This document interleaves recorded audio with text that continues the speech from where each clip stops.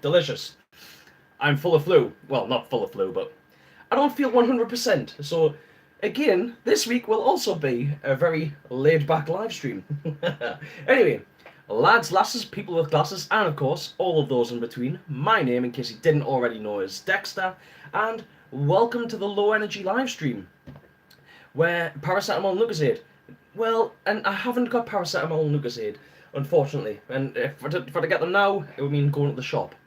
So I have, family friendly. I'm trying to think what the wording is.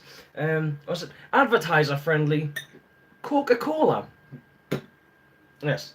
If anyone asks, it's purely fizzy pop. Yes. So, welcome. If I'm snotting on it all throughout the video, I do apologise, but I'm going to have to keep wiping my nose on my hand because I haven't even got any snot rags, and I'll just get on with it. Now, thank you very much for joining us again today, right from the very get-go, Tesco's own brand. No, I don't really have a Tesco near me. I think the nearest one's Kingston Park, and it's about half an hour drive. So it would be Asda's own brand, if anything, yes. And of course, Asda's own brand, fizzy pop. Like Roller Cola or something like that, yeah, of course. So, first off, I must apologise that I wasn't here last night. Of course, I did say last week that I was going to try and do Boxing Day night? Boxing Day Eve would be Christmas Day, wouldn't it? So, I did say I was going to try and do Boxing Day night. Unfortunately, I was given my orders and told that that wasn't going to be allowed. That I wasn't going to be able to do that. So, here I am today instead. Now, I'm hoping that because next week, the 2nd, isn't exactly a special day, and I will have been at work on the daytime as well, I will be here to do my live stream next Wednesday night, and hopefully things should go back to normal as of then. What do you mean thumbs down? I'm going to go over here. Oh, that's changed. That has changed. Apparently, that updates on its own. In fact, I'm going to refresh that so that I can actually see a little bit more. Under the thumb, yes, entirely. I'll openly admit it. I am. I just do what I'm told. Right. So, for some reason, I wonder if I've got to click play on this. I'm getting a little bit better with the technology. I've worked out, I know that you already know, Ben, but I've actually worked out how to put my live stream, or how to have the text box thing beside my live stream start before I actually start live streaming. So now, if people want to join in the chat earlier on, they can actually drop in and sit and talk to us, and we can have a conversation before we have a conversation. Oh God, oh my nose. Oh, right. So, of course, we will get on with the first part. If any of you are new, every week I start the live chat with a rundown of any events that I've been able to find for where you can go and play this coming weekend. Of course, I don't generally focus on at the minute on events that are going to be in the future. It's just the following weekend. So if you're bored this weekend and you're looking for somewhere to go out and play, hopefully I can help get you sorted out with something. So, the first one is Crimbo Geddon. This is on the 30th of the 12th, 2018. All of these events will be the 29th and 30th of December 2018, in case you're watching this in the future. So, first event, as I said, is Crimbo Geddon. And that is being held at YPC, which is the Yorkshire Paintball Centre, in Selby. So, if you're free on that day, get yourself down, go have some fun. Right, so now pricing. Walk-on is £25, which I think's reasonable. And now there's two types of play that you can go for. You can go and play the general walk-on with all of the other normal players. Anyone who wants to go down there and play whatever style, you pay your £25, you can go in and play all the normal games. But YPC have something that is a little bit different for those players that enjoy a slower paced game, those that want to kind of, have a bit more movement, have a little bit less paint in the air. maybe you want to play Magfed, but you can't get to a Magfed specific game. It's along the same sort of style. So it's things like micro hoppers, stick feeds, Magfed, tack caps, all of that sort of stuff. So, like I said, a lot less paint in the air. If you want to go down and you only want to play the 1989 club, it's only £15, which again I think is absolutely fantastic. You know, it's very acceptable for a full day's play. Right. So now apparently this isn't a normal pricing. I've got down here it is £5 more than normal due to all you can eat food. Now YPC does put on good food. Right. So yeah, there's that. The winning team, the team that wins on the day, will be decided by whoever has the best decorated Christmas tree. YPC for years now have been putting on events that's like this. You know, they had you had to collect the sweet related stuff from around the field for a Charlie and the Chocolate Factory game years ago. You know, they do brilliant little things like this. They've got nice little quirky sort of features. Alright, now unfortunately for this game, there is a player cap at 150 players, because obviously they've got to be able to prepare all the food, and if they have like 1,000 players turn up because they know they're going to get a free meal, they probably won't be able to keep up with the supply, or with the demand. Paint is bring your own, or it's £30 on the day, which again, that's pretty reasonable. I think £30, it's probably going to be about a mid-range paint, or a low to mid-range paint. I don't actually know what the paint brand is, but £30 for a box of paint is pretty good. If you're interested in that, there is a link in the description, naturally. Right, next we have Santa versus the Snowman, which has been held at Skirmish Nottingham / Sherwood. Now, entry, and this again is Sunday the 30th. Entry is £22, bring your own paint, or £42 including a box. So again, for those that might not know, a box of paintballs is 2,000 paintballs. So unless you are going to be on the trigger all day, that's probably going to suit you perfectly. Right, now apparently there's free mince pies, because of course what's a Christmas game without mince pies? And there is turkey and stuffing rolls on offer, but I don't know. I'm assuming that you have to pay for those. I'm assuming that you don't just get free turkey and stuffing rolls. Be nice, but I'm guessing that in that case you probably don't. Right. There is also a game, a walk-on. Sorry, not a walk-on. There is a game on at Campaign called The Great Escape, which is located in Surrey. Again, this is Sunday the 30th. It is £25 entry, or £20 if you have a UK PSF, which, considering it's only £5 to become a member of the UK PSF, that does say UKS. Yeah. It's only £5 to become a member of the UK PSF at the moment. So if they do this sort of thing regular, where they will knock off a small amount for you being a member of the UK PSF, it's a great incentive. If you play locally in that area, become a member of the UK PSF, and one, you help run. I'm really struggling today. No. If you become a member of the UK PSF, I covered in a previous episode that basically the UK PSF are pushing to try and get us sports recognition within the UK for paintball to become a registered sport. If that happens, that will be fantastic for us. It will be, it could lead to fantastic things. It could even lead to, like lottery grants and stuff like that, because we would be a genuine sport. So, yeah. So, even if you only go to 2 games, you're going to save a tenner there, or you're going to save a £5 there. If you only happen to play 2 games at Campaign in Surrey, and you're also going to help paintball grow potentially. So anyway, what else? Paint is from £27 on the day, or bring your own.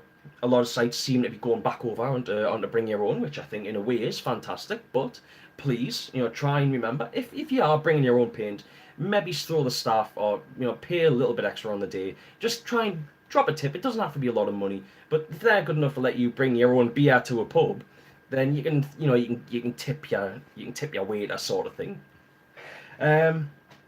Right, now if you decide to go to that game and you have a friend who wants to come along but doesn't have any of their own equipment, there is free rental kit for your friends. So I think that's another great one there. You know, it could potentially help grow the sport if you've got somebody that, you know, is like a work colleague that's always saying, "Oh, I'd love to try it, but I haven't got any gear. Or I'd love to try it, but I haven't got any. I haven't got the money to buy my own gear or anything like that." You can take them along, and yes, they will have to pay for their own paint, but you take that cost of rent and stuff off. A Monster Ball, vicious, or Spec Ops.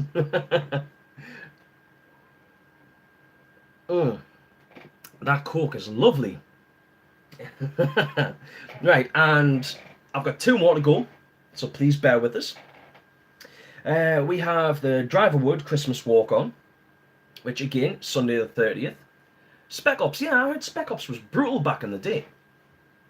I think it was basically our equivalent of Monster Ball. So, Driverwood Christmas Walk On. Again, Sunday the 30th. It is £25 with bring your own paint, or £50 with paint. Again, very reasonable prices. That seems to be generally across the board. Oh no, we haven't got Albert tonight.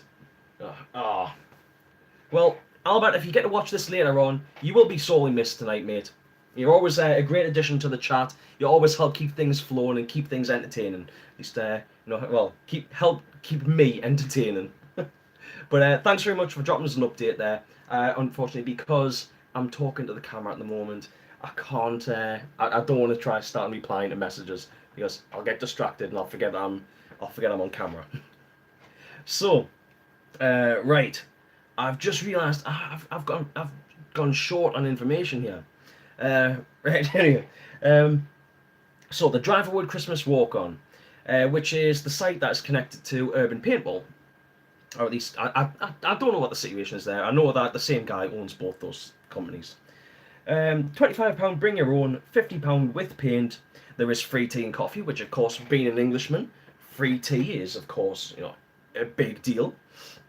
There is Wi-Fi, so if you're one of these players that likes to be taking selfies and all of your gear and uploading stuff then and there on the spot, and if you're even doing live streams then and there, you don't have to bite into your data that you actually have on your phone. You can hook up to their Wi-Fi and broadcast live from where you are. Well, you ain't bright for a ginger. My hair is bright. Right then. What else we got? There is a hot lunch with a beef burger or a veggie burger. Veggie burgers. What else we got? Again, there is another take-a-mate system here. If you take a mate that's never played before, they get free entry. Fantastic. I think that's basically along the same sort of lines as the rental equipment side of things. But of course, they will have to pay for. I'm very sorry. This Coca-Cola is riffing on me. So, as with the previous one, they will have to buy their own paint, or even if you've got like extra paint, you could lend it some to them. But they get free entry. And finally, now this is one I feel a little bit guilty about, because I must admit, I didn't do much preparation for this live stream this week. I had a bit of a scrabble around and I tried to gather some information together, but I didn't do the best I could have. So unfortunately this week, things may be a bit short, things may go a little bit fast. They may not, they may, I don't know. I may be able to ramble on for the normal 2 hours. We'll see. And hello, viewer. Welcome to the Low Energy Livestream. And you're gone again. That's just... Oh, I feel terrible. So, I wonder if it's the potato camera and the really bad microphone that puts people off. I have got to work on these things. Oh, great. There we go. There goes another viewer. Well, bye-bye, viewers. Thank you for stopping in. So... the one that I feel kind of guilty about was the Mayhem Paintball Walk-On. Located in Essex, again Sunday the 30th, and it was £50 entry. Now, if I go over to here, I'll quickly try and get some information, because I feel really guilty about the fact that I've gave loads of details for the rest of them, and that I haven't for Mayhem. So, I'll just quickly browse down here. And Need to open more comments, not close the whole lot. Right then. Mayhem Essex this Sunday. And I don't think I even include any contact details for this one. Although I might have, I might not have. What have we got? Yes, now there is contact details for the Mayhem game. Right. All I can really find about the Mayhem game, unless anyone else can give any details on this, is that it's £50 and you can book online. There is a link in the description down below. Unfortunately, I've never played Mayhem, but from everything I've been told, it is a fantastic site. It's been featured in numerous videos, including some from from a couple of prank channels. It's supposed to be a fantastic game, and every year they host a really big game which draws a lot of numbers. And from everything that I've been told, it's a fantastic site. So, oh god, my nose. As I was saying before, if any of these games, hold your interest, if anything here tickled your fancy, you want to go somewhere this weekend and you want to go shoot some paint and you want to go shoot some faces, check the links down below and it'll take you to places where you can either get in touch with sites or you can get in... Oh god, my nose! Or you can get in touch with event organisers and you can find yourself somewhere to go play. So, hopefully, that helps some people out. Now, onto this week's topics, which, oh god, yeah, let's just see how this goes. Oh right, oh man. So, last week I mentioned the Paintball Magazine. Think you need to lay off the cocks. Yeah, yes. Try and lay off the coke, eh? Too much sniffing. There's a YouTuber that I watch who in one of his live streams, he had a cold, he leaned off camera, wiped his nose, and because he came back and was given a bit of that, there's been rumours have gone round in all of the sort of areas that he sort of talks with and communicates with, that he was snorting lines of coke on live streams. Like, that just makes him sound more badass. not that I promote drugs, obviously. No, obviously he wasn't, but he's got a lot of people that don't like him, so they try and spread rumours about him. It's just me. But anyway, so I mentioned in the last live stream about the Paintball Magazine. We're doing a Paintball Mag Calendar. A Paintball Calendar connected with the Paintball Mag. I personally think that this is a fantastic idea. Unfortunately, because I'm a day late on doing my live stream, this means that if you want a Paintball Calendar for next year, you've only got a day to order them, and unfortunately I won't be able to because I have no money at the moment. So these are limited to pre-order. The cut-off for the order is tomorrow. So if you want a paintball calendar, you want to hang it on your fridge at home and annoy the wife, or you want to take it into work and show all your work colleagues, and maybe it's that airsofter who works in another part of the building. You want to hang that up somewhere and rub it in their face that you've got nice stuff, nice calendar there with cool photos, and show that we're not all just about one thing. We're not all just your wannabe Rambos, or we're not all guys running around with brightly coloured bunkers. We're not all rental players. What paintball's more than stag do's. If you want to show that off in your workplace, or you want to show that off in your house, check out the Paintball Magazine and see if you can get yourself a nice 2019 calendar. That hopefully, now, because of course I've seen it briefly, but I didn't have a close inspection. But hopefully this is going to show off all aspects of paintball, which I think will be great. Because when you turn it over the next month and people go, hang on, that's not what it looked like last month. That looks different. This guy looks like a soldier when the last one looked like a guy running around with on a bouncy castle. Yeah, it'll show paintball off in a great new light to some people that maybe didn't know about it, or maybe they just were sick of listening to you, because that's happened to me. And they'll see that and think maybe they'll go and try it out. So, getting on to pricing, because of course, we're all paintballers, we're all tight, none of us like parting with the money. That's why I don't shoot first strikes, they're too expensive. The price is £8, including postage and packaging. Now, that is for, of course, that's for UK delivery, because, of course, the Paintball Magazine is a UK-based magazine. If you are from outside of the UK and you want one of these calendars, you can contact the Paintball Magazine directly, and you can arrange a pricing with them. But if you want one, you're gonna have to do it fast, because these will go. You might not be able to get one of these once they're done tomorrow. I mean, the Paintball Mag guys, they might make a few extras, so you might get one, but it's a big might. It might or it might not happen. But if you're interested in that, because I can't remember if I put it in the description or not, but if you check out www.paintballmagonline.com, if you go into that, you can also buy one of the paintball mags if you want one, or you can use that site to get in touch with the Paintball Mag's social media accounts, and you can track down a calendar, or you can track down contact them on that about getting yourself a paintball calendar for next year. Right, and because I'm already talking about the Paintball Mag, I ordered mine last week. I think it was Thursday night, just before my live stream last week, and I got it. It turned up on Boxing Day, not Boxing Day, on Christmas Eve.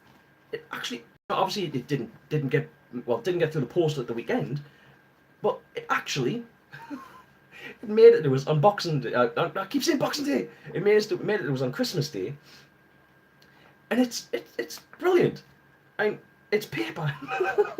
No, seriously though, I haven't had a proper look at it because I'm at work this weekend. So my plan is I'm going to take this in with us, and I'm not going to do any work. I'm just going to sit and read this, and I'm really looking forward to it. It's got some. Like, I've had a quick flick through, obviously, because I wanted to see if I was in it. Naturally. Unfortunately, I don't go to enough games to make it into magazines and have my photo taken in cool places. So yeah, what can you do?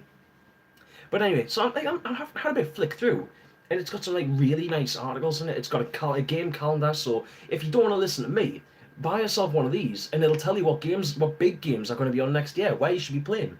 I'm trying to make sure I don't show anything.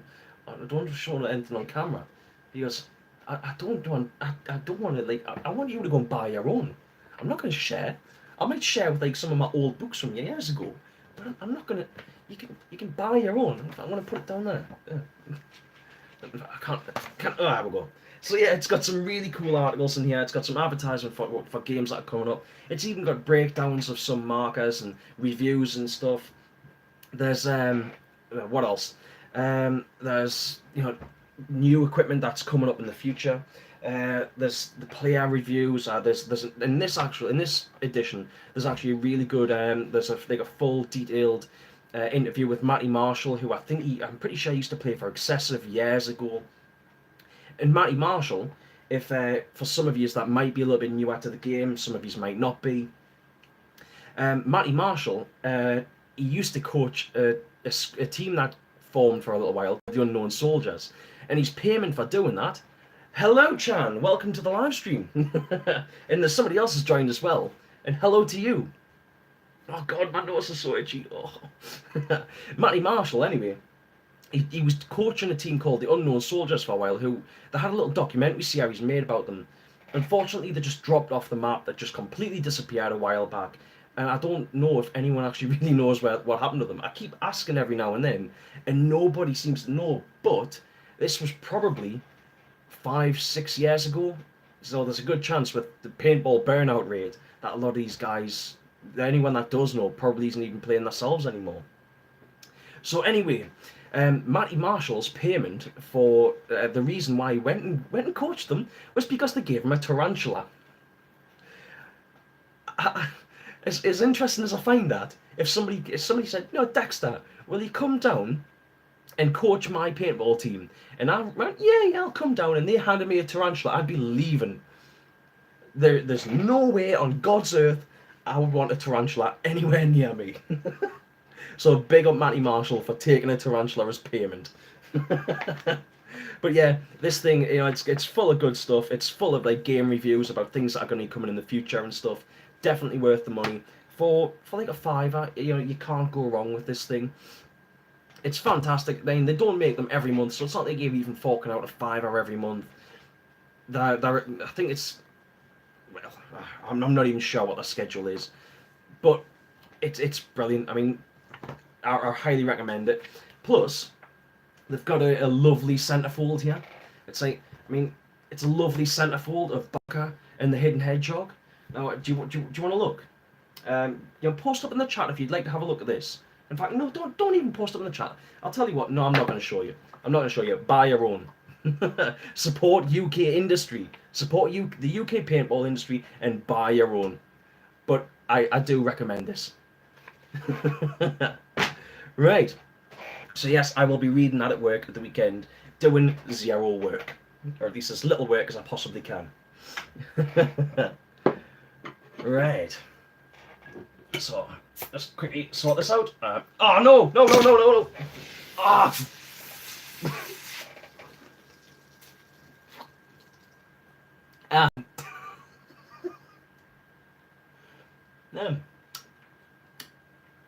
Hoppy. Oh dear. Oh god. Oh god, it's all over my desk.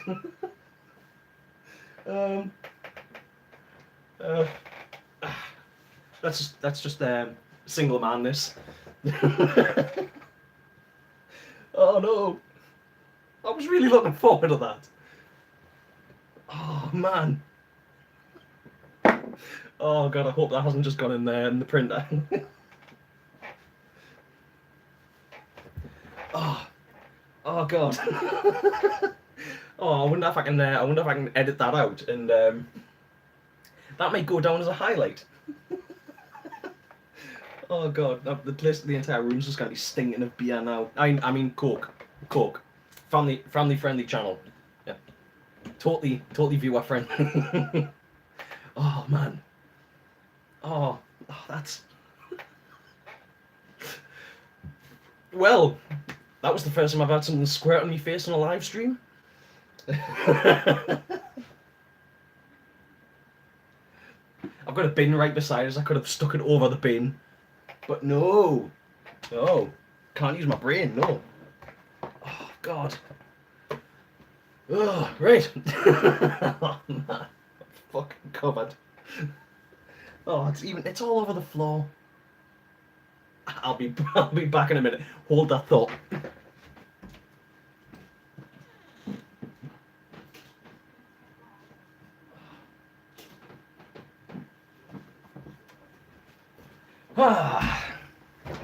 Right. Let's see if I can carry the live stream on while also soaking up cork off the floor. Huh. Talking of Cork and completely separate to paintball, has anybody seen what's been going on with Bethesda? And oh God, I'm stinking and soaking of beer, Cork. Has anybody seen what's been going on with Bethesda and the whole Fallout 76 scandal? It just seems like Bethesda cannot catch a break. They've They've decided, in their ultimate wisdom, that they were going to put out a Nuka-Cola, like a Nuka-Cola rum, which was going to be a really expensive collector's edition of Nuka-Cola. Oh God, it's everywhere. That it was going to come in a fancy, like nice glass bottle, like kind of like the traditional Coke bottles. And I forgot to turn off my notifications. Come on, and that one. Yeah, so it was going to come in a fancy Coke bottle, a fancy Nuka-Cola bottle, which looked to be like a nice glass bottle. And it turns out that it's I mean, this was like $80 for this collector's item thing. Turns out it's not actually a nice glass bottle. It's a 3D printed plastic case with a cheap bottle of rum on the inside. Bethesda are they're not doing very well. But neither's my live stream at the moment. So I realise that this must be really entertaining viewing, but if I don't clean this up now, it's going to be all over the place, so got to be done. So anyway, How are you all doing? I see Dr. Rush laughing in the chat. Oh, God. Right. I suppose I better pour out what's left.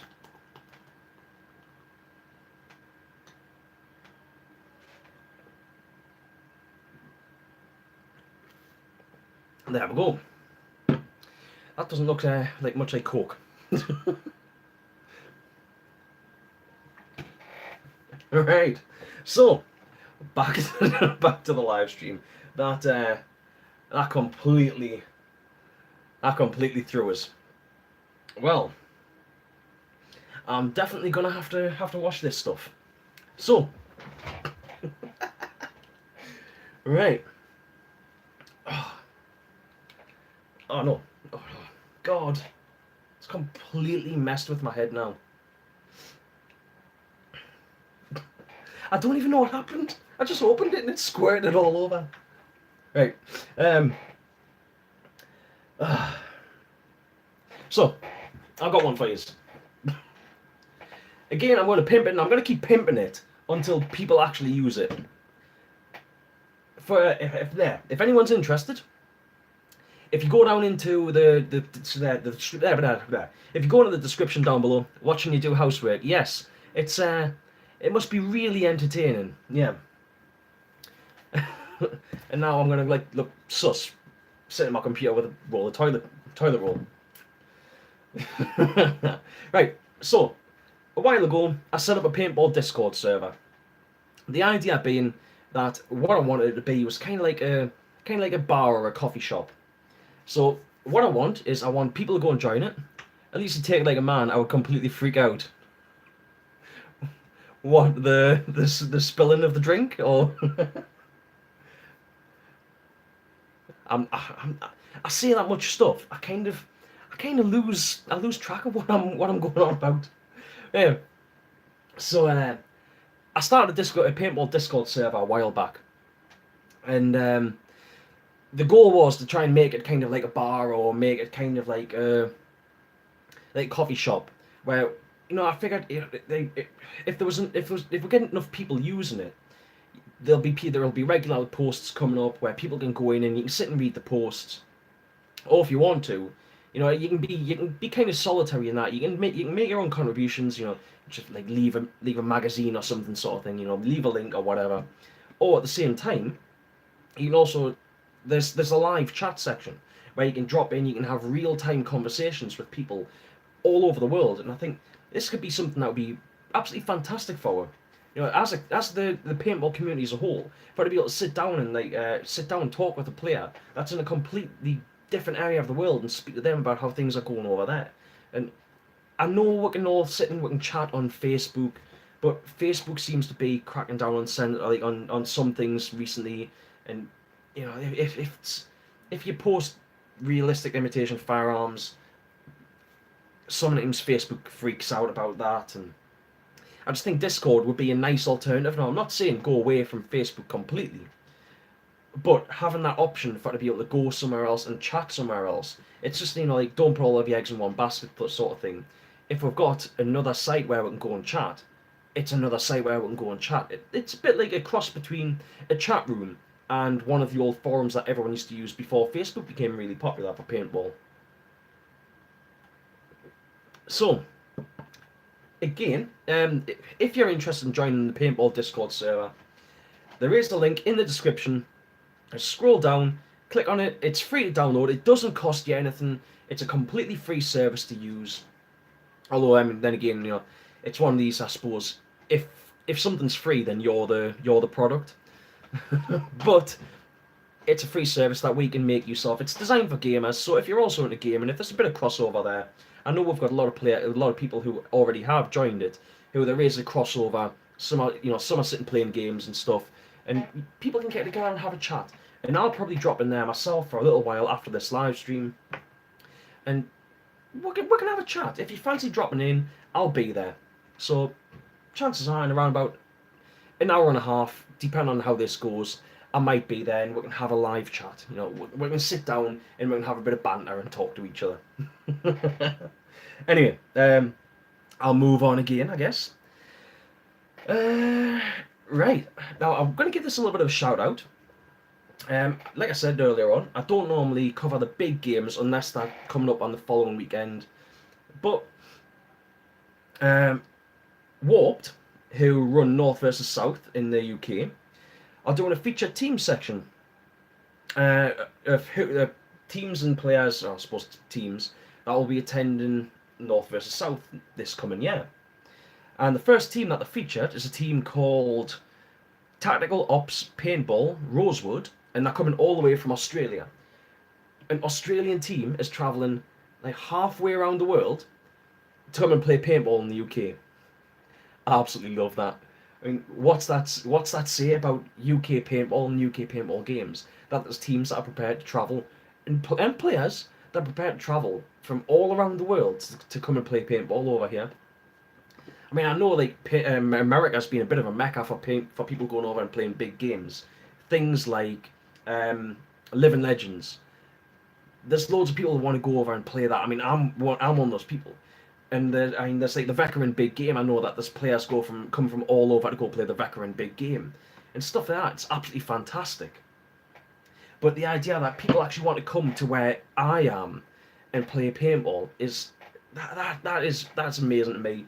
And I'm all about trying to make UK paintball grow, and I want this to do well. I want us to do well, because as I keep saying in my live streams, the more people that play paintballs, the more people that shoot at me, and the more people that I can shoot at. It's a win-win. It's just absolutely fantastic. But this is why I know it sounds boring when I start my live streams off, and I'm going through where you can go and play the following weekend. But it's why I'm doing that, because I want people to go out and be able to say, right, well, I've watched Dexter stream, I know where I can go play this weekend. I've heard that this place is open, and if I can get, I keep saying I want to try and do better with this stream, and I'm trying. I'm trying. I'm working on it. But if we can get people on in the future, I want to be able to get maybe every now and then have a site owner come on and ask them, like, why should players come and play at your site? I think it'd be great for the paintball market. It would just help work grow. More competition, more people getting out there and going, this is why you should come and play at my site. It's going to encourage other site owners to book their ideas up and try and do something to get people to come and play at theirs. Wear a bra and do it naked. I'm not sure what the community standards are for me doing it in a bra. I'm not sure, because I know on Twitch you're not allowed to wear, like, even the blokes on Twitch aren't supposed to, at least it used to be the case, where they weren't supposed to wear like low-cut tops. I like that, one rule for everyone, but it was because people were wearing skimpy clothing and they were getting lots of attention because of it. It was basically like a softcore porn chat site. But it's definitely an option. Hey, if there was enough of a reason for us, if there was a good enough reason for us to do it, I'd even be tempted to play a big game in a Mankini. But there'd have to be a very good reason for us to do that. So I'm never going to mention that again, and hopefully people will forget about it. But yeah, like I was saying, the idea that people want £5, done. No, not for a fiver. But yeah, the idea that people want to come from all over the world and come and play, like, in the UK, just amazes me. That's fantastic. And the fact, I mean, Australia, it's not even like it's just a quick flight. That is like some serious time on a plane just to come and play over here. Right, so, I'm going to ask this one. Now, if you're watching this at a later date, and I'm not going to do anything immediate here, but I'm just kind of putting feelers out there. Do you think it's worth me opening or starting a Facebook page for my YouTube channel? I suppose for me, I'm not expecting to become have hundreds of thousands of people join it or anything, but I'm kind of, well, I'm not surprised you think so, Ben. Yeah, and you've been brilliant at helping us with supporting us with this endeavour. So I was kind of expecting that you would say yes, but I want to kind of put some feelers out and see what people think, because on one hand, I don't feel like I'm not a big enough name to have like a Facebook page and stuff. I think it's all right. Yeah, I'm sitting here, I'm making my little videos and things on YouTube, but I kind of feel a bit big-headed about the idea of going and creating like a Facebook page. I kind of feel that for me to do that, it's I don't know what the wording is. It's like the opposite of humble. I can't. The word escapes me at the moment. But I kind of feel like me starting a Facebook page would seem a little bit. I've just found another puddle of beer. Oh God. Oh Christ, that's a massive puddle. Yeah, but I kind of feel like the idea of me starting a Facebook page, considering I'm such a small creator, is a little bit big-headed. So, and I mean, I kind of also feel like, well, what am I going to post on it? It's. I don't know. I mean, I don't do this as a full-time job, so it's not like I've got content constantly. But I was kind of thinking it might be a good idea if for somewhere where like if people don't have a YouTube account, like if a site owner wants to give us some information on a game that they've got coming up, they could message us through Facebook. Now I know people could message me directly on Facebook, but it's kind of like it would be like more of like a central area on Facebook for me to do that. Instead of posting stuff all over the place under my name, I can kind of put a shout out on on a Facebook page. But I'm gonna leave that to you to kind of tell us what you think. See if you think it's worth us doing that. If it's not, then I'll not bother, because I know the other thing is with Facebook that why claim the name before someone else does? Well, I suppose there's that. I know you do get like name squatters on different things, like Twitter and things like that. People will jump on names and then basically try and ransom them to you. But like I said, I don't know if it seems like it's a little bit like I think more of myself than I do. Yeah, I mean it's not like well yeah I could do yeah, but I don't know if it's not like I'm like Hidden Hedgehog or Alabaster Slim or even yourself, Dr. Rush. I don't have much of a following, so I just feel like is it narcissistic, like if for me to go and do it. Now I'm not dissing anyone else that does. I know that there's a lot of YouTuber, lot of not even YouTubers, but there's a lot of content creators that do that. And hell, if that works for them and they're happy and they can do something with that, I believe that's fantastic. But I feel a bit funny about it. But yeah, like I said, if you want to post in the chat what you think, then obviously I'll read it out and we can have a talk about it. But at the same time, if you're watching it like after the time, feel free to post in the comments section. Isn't that digging up dead bodies for sexy time? No, that's necrophilia. Giving a bone a bone. Right. So anyway, I'm gonna leave that to one side now. We can always come back to it if it's something that people think it is worth touching on again. And right, what else have I got? Last topic I've got, which I think might tide over for a little while, is Fairpoint puts down Spade. Hey mate, everyone's got a king. Some of them are just have to like cut through the kinks to get it into the compound. Right, so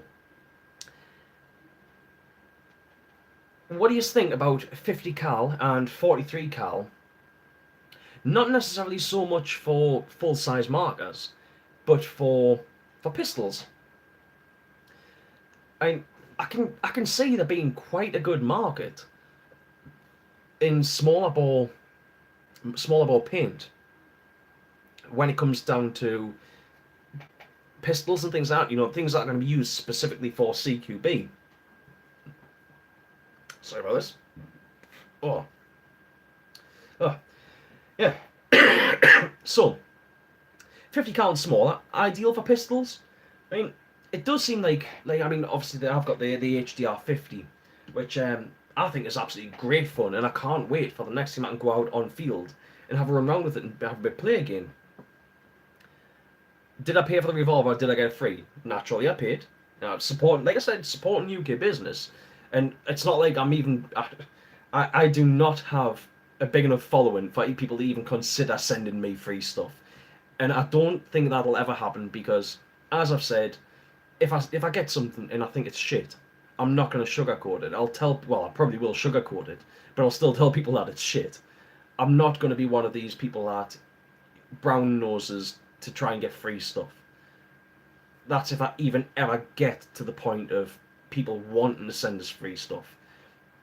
And if anybody ever sends me any free stuff, as far as to like review and things like that, and I've got no intention of, well, it's kind of a difficult one to talk about that really, because I suppose it's kind of, I mean, there is a few things that I really want and have wanted for years now. And if somebody was to send me a Duty DSG and just go, there you go, have it, I can't see how I'd give that away. But if like, let's just say, for example, we're going with the Duty DSG. If Duty contacted us and went, do you want one? And I got one. Oh yeah, CCM T2. If CCM decided to contact us and go, yeah, we'll give you a T2 for free, just say that it's great, I wouldn't. And as a result, I don't think they would ever send us any free stuff. So, I'm more than happy to talk about this, but it does feel a little bit uncomfortable because, again, this feels like very much like I'm kind of like saying I'm amazing or something and send me free stuff, which I'm not and don't. Because, yeah, I'll say what I think of it, and if you don't like that, then I'm sorry, but that would be the way it is. But a CCM T2 would be nice. However, if CCM did send us a T2, regardless of whether I thought it was good or not, I've got enough guns, and I think I'll be inclined for to, once I've done a review on it, I'd be inclined for to give it away. Because if somebody's gave me something there for free, and I'm not struggling, I can't justify selling it or keeping it. Anyway, I think that's, I don't like, I'll talk about that sort of stuff, but, you know, if anybody ever wants to ask us about that sort of thing, I'll more than happy to talk about it, but I'm saying more than happy, I would talk about it, but I don't really like the idea of talking about it. Again, it feels a little bit narcissistic with me, the idea of just taking free stuff. Right. So anyway, back to what I was wanting to talk about. So, is 50 cal and smaller ideal for pistols? Well, as I said, I had a great time running around with the HDR 50, yeah, the paintball, the new paintball revolver. I thought it was absolutely cracking. Now, to me, the size of the ball, it's not for how hard it's hitting or anything like that. You know, I played Tony Ball back in the day. Back in the day. A few years ago, I used to play Tony Ball. So I've been shot close range. I've been shot close range playing woods ball and all that sort of stuff. Being shot doesn't particularly bother us unless somebody's taking the mick. But the idea that you can carry something that, like with the HDR50, you know, you're going to get, with it being a smaller ball, you're going to get a lot more shots out of a tank. You know, you can carry more paint in the gun, in the marker. Yeah, you can carry a lot more paint in the marker for when you're playing, so you've got more shots there. I think that's perfect, because if you're doing something like CQB, you know, having a pistol, you can nip around corners very, very nicely. You know, you can literally just peek straight around a corner instead of trying to lead all the way around a corner with a full rifle mock-up or anything like that. So I think pistols, they're ideal for that, and plus also with when you're firing 50 cal stuff, it's generally going to be they're generally going to be at a lower velocity than the equivalent of 6.8 caliber. Like, for example, I think we've talked about it in a previous episode, so I don't feel too bad in talking about it. But the HDR 50 fires a 50 cal ball at around about 350 feet per second.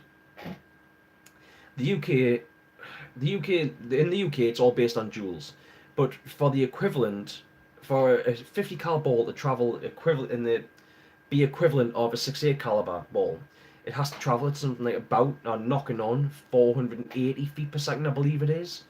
Ben, you did the maths on it. I think you probably know a little bit better than I would. But as a result, yeah, it's not putting out as much power. It's not going to travel as far. So being in close quarters sort of situations, the 50 cal or even 43 cal is probably going to work better for that sort of stuff. Smaller marker for traveling around smaller areas, and also, I mean, there is also the aspect of it's not going to hurt as much. But if you aren't bothered about that, it doesn't really matter. But you're going to get more shots off of 12 gram if you're running 12 grams, and you're going to get more paint in the marker. Yeah, I thought it was something around about that. I mean, I wouldn't quote as exactly anyone that's watching this, but it's roughly that sort of area. So if you look it up, you can find out and how work out how to do the maths yourself. I couldn't. I had to get Ben to help us because I'm thick. But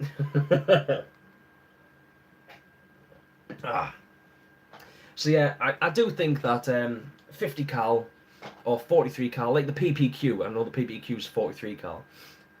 That one, especially with that being taking like a traditional sort of mag and it being a stacked mag, I think that's really tidy. And then I'm really interested to see what the GI Menace is like, especially considering it does take a 12 gram. In fact, it's actually on the front cover, so I don't feel too bad showing you. And you can, obviously, now that I've said the name, you can find some information yourself online if you wanted to. But that's the GI Menace, and you can probably see in the back there. That's where it takes a 12 gram tube, 12 gram CO2, and then it's got a tiny little mag in the front.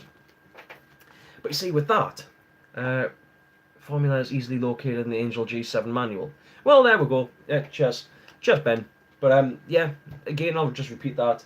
If you want to work out the legality of feet per second and versus weight and all that sort of stuff, the information is in the Angel G7 manual, which you should be able to find online and download if you wanted to get the formula for yourself.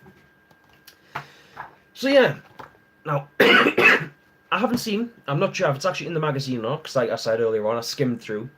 But they have a section all talking about the GI Sports Menace pistol.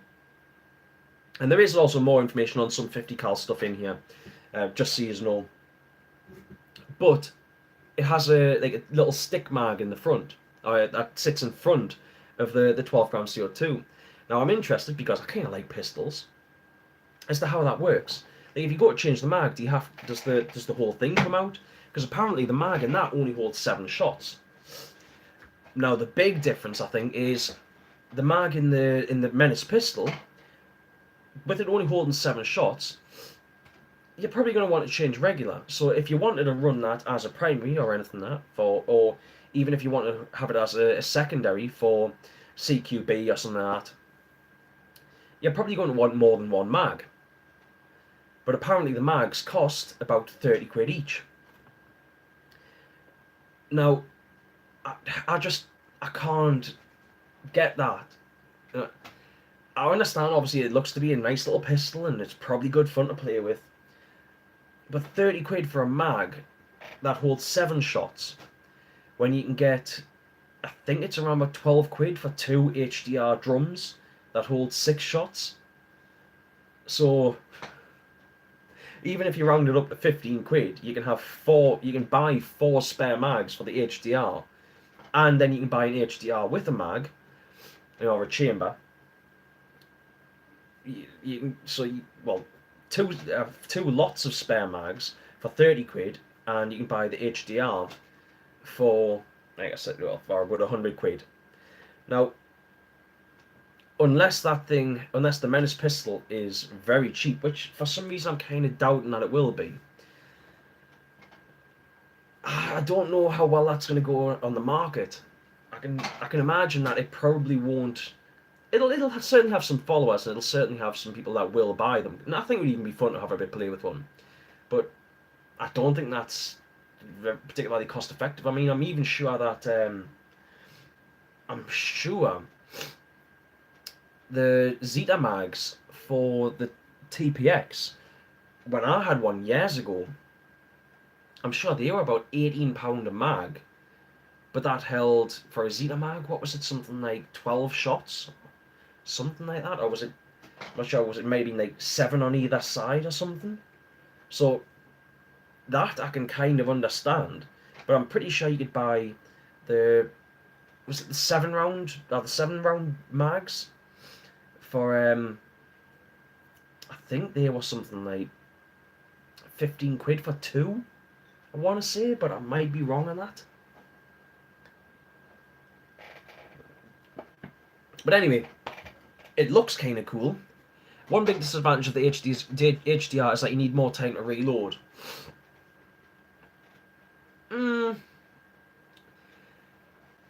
Yes, but I think with a little bit of practice, it wouldn't take that much longer to reload the HDR than it would any other pistol. The PPQ is 47 per mag. Yeah. Yeah, I can believe that. I mean, with it being 43 cal, I mean, was it a 50 cal's around about a third of the size of a 68? So yeah, then dropping down even further. I think with like the size of an HDR mag, they're probably, if it was 68 cal, changing drums is a bit tricky. It can be a little bit fiddly, but I would reckon, like I said, with a little bit of practice, especially if you had, if you bought proper gear for to run that, you could probably change them a lot faster if you prep your gear right in the first place. Like when I ran a TPX rig, I can't remember what size they were, but I had a socket thing that was about that wide. It sat on my chest rig on my front, and when I dropped the TPX mag, I could pull it out and click another one straight in. Reload of a couple of seconds. Now with the HDR, you are certainly looking at a longer reload than that, without a doubt. But I don't think it's going to be a ridiculously long length of time. If you were to get something like a system that had your chambers already fitted in it, and they're fitted the right way so that you knew which way they were going to come out of your rig, I think you could probably change one in maybe a couple of seconds longer than it would take to change a normal mag. But you also have to remember, it is a revolver, and revolvers, unless you're using speed loaders, would traditionally take longer to reload anyway. Unless you used a mag-fed revolver, which I only found out were a real thing until a couple of days ago, and they look horrible. But if they worked, that's all that matters, isn't it? And yes, mag-fed revolvers are a real thing. Yeah. You learn something new every day. And while we're actually talking about it, while we're talking about, real guns that are a little bit strange, I think it was around about I think it was before, what would it have been, before the American Revolution? Yes. Before the American Revolution, which was, 1776, there was actually a HPA air rifle that fired lead bullets that could kill a man. So there was effectively paintball technology, like 200 years ago. I'm sure it's something like the Garadoni rifle or something, and it actually had a proper air tank that you screwed in the back that you had to pump up with a hand pump, and it had a reasonably high rate of fire considering what it was, but it was a little bit tricky to use. I'm going off on a tangent here, but that's getting into the whole right to bear arms and weapons being the founding fathers having ideas of weapons being able to advance before blah blah blah. I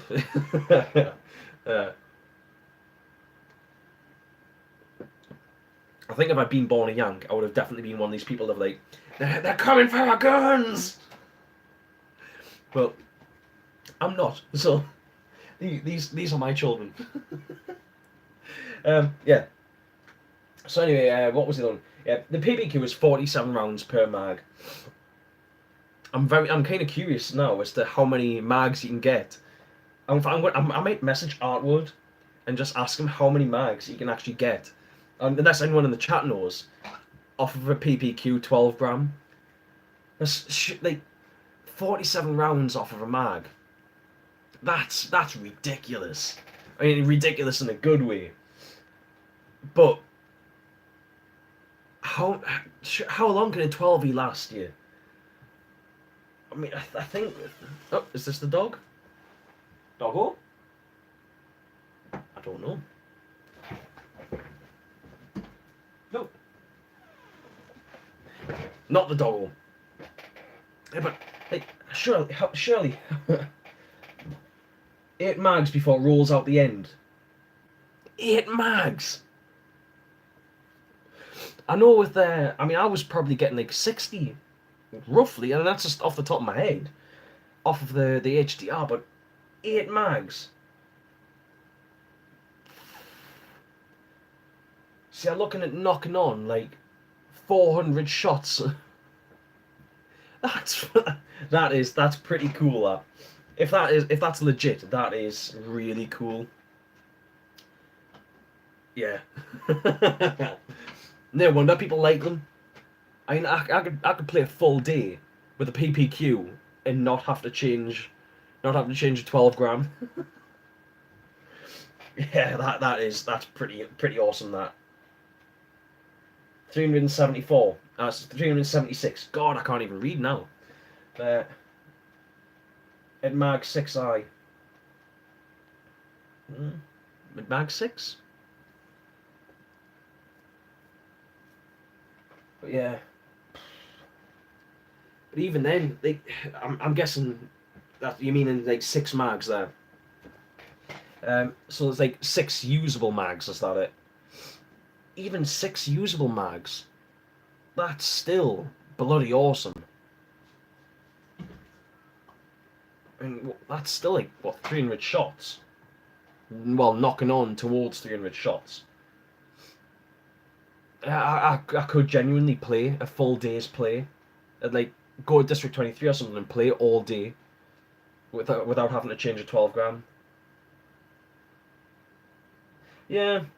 The thing is though, I mean, if you're playing something like CQB, I would guess that, you know, you wouldn't have to. It wouldn't matter even if the were dropping short, because bear in mind a lot of CQB places are bounces count, so as long as it's still launching them a few meters at least, you'd still be able to use it. But that's brilliant. That like 47 rounds per mag, and you can fire like 6 mags off. That are actually usable. That is pretty cool. But yeah, they kind of touching back on the HDR. I do think that yes, it's obviously it's not the fastest for reload, but with a little bit of practice and buying some of the right gear, you know, like setting up a correct setup with it, I think the reload times could certainly drop. I mean, my video footage from playing District 23 on the day where I bought me HDR, I just had all my chambers in my pocket, and as a result, the reloads were pretty slow because I had to take the old one out and I was putting that into my right pocket, and then pick another one out of my pocket, then put it in, and because I didn't have them rigged up one way or the other, there was times where I put them in the wrong way and then had to take them back out and turn them around and put them back in the other way. But as I said before, they are a revolver, you know, so you expect with a revolver it is going to be a slower rate of fire. Well, not necessarily a slower rate of fire, but a slower reload rate. Hello? Hello? You gonna come up? You gonna say hello to the live stream? No, he's not. He's off. Right, so, what else? To be honest, I pretty much think that's about it. Unless anyone's got anything that we can have a bit talk about for a little while, or if you want to, we can take this over to the Discord server and we can have a bit of a chat in there instead of chatting live. But come on, I'm hoping. Right. Do I think 68 is slowly dying off and moving more towards 50 cal and 43 cal? No. No, not really. I think paintball as a whole has taken a downturn, which is which is another one of the reasons why I'm trying to promote UK paintball, because okay, yes, paintball as a whole needs to kind of have a bit more oomph brought back into it, but I've definitely seen that there has been at least a bit of a die off within UK paintball. Now, I would love to be able to pinpoint when that was and kind of try and find out what was happening, or even if I could narrow down what it is. But paintball, I don't know if you're already aware of this or not, but paintball, the average burnout for a paintballer is somewhere between 3 to 5 years. You tend to find that if you come across people that have been in paintball for more than 5 years, they are going to stay in it for years and years and years. But you get a lot of kids that come into paintball and they'll start playing it. It's been, I would say, younger kids, in which is I think we do need to kind of try and find a way to make paintball a bit cheaper, so that younger people can stay in it a bit longer. But you tend to find that younger people, obviously, they can't afford it themselves. So you get like kids that are like 13, 14, 15, 16, that they'll come in and they'll start playing. And it's all well and good, that parents are happy that they're out of the house for the first however long, maybe it's the first couple of months. They get their gear, they're all full of piss and vinegar, they want to go out and play. And then all of a sudden the realization that this costs a lot of money hits home. And the parents go, right, well, we're selling your gear, you can't do that anymore, it's costing them a fortune. So there's that. You then get, so they don't generally last very long, most of them. You get like lads and lasses who are like late teens, 16, 17, 18, 19, even in the early 20s, who they love it. They go, they buy all their gear, they make a start, they get into Tony Ball and all that sort of stuff. And it's all well and good when you're single, you've got loads of money, but then you get with somebody and they're not happy about the fact that you're away on every weekend. They're not happy about the fact that you're spending all the money when you're just supposed to be saving for a house or something like that. Or you just have children and then, paintball isn't a priority anymore, so you take a step back. And then it's like everywhere else, it's kind of like it seems like the older you get, it's dropping in and out and having the odd game here and there and stuff. I mean, that's pretty much what happened to me. I didn't have the children or anything like that. I dropped back because I had other work, I had other commitments, and it was mostly work. So I wasn't really on the scene as much anymore, and I think there's a bit of that, but I think that there's something more happened than that. I just don't know what it is, and that's why I want to have conversations with people, because sometimes you get people that come back to the sport after being away for years, and they'll say like, well, I quit because of this, or I quit because of that. I mean, I bumped into a lad he used to be my team captain for when I played for Newcastle Lockdown. This was a few years ago, but I bumped into him yesterday, and we're out shopping, and I was having a talk with him, and he said something about one of the other guys that I used to play paintball with as well. He says, "Oh well, I haven't really spoken to him for a while either," and he says, "But you two are like best mates." And it was, well, we were, but we both kind of grew up and went our separate ways and had to do different things. And there's been several times where I've tried to get some of these older players back and try and get some guys that used to play a lot back for try and get some of the camaraderie that we all used to have. But some just aren't interested in it, and I can't. Like I said, I just want to have conversations and see if we can work out why this has happened. See if we can, as well as try and work out why the old players left, what we can all do together to try and encourage more players in, because that needs to be a big priority if paintball wants to carry on in the future. We need to do something about this decline in players. And I don't think it's, I think price is a big point of this, but I don't think it's like pain. I mean, it's in the name. Pain. Paintball has pain in it. People expect that when you get shot with a paintball gun, it's going to hurt. But then there's been like, and I can understand with little kids, you know, like the under 12s, where they're shooting things like 50 cal out of like the Splatmaster guns and stuff. It gets them interested earlier. Now at 10, it's 9 times out of 10, it's politics and bollocks. Yeah, this is it. It's, I think, to be honest, I think one of the big exoduses of players in the UK over the past 5 years or so, it might even be a little bit more than that, has been primarily politics based. And I don't want to go into a lot of about why I think that is, because I think it's history now.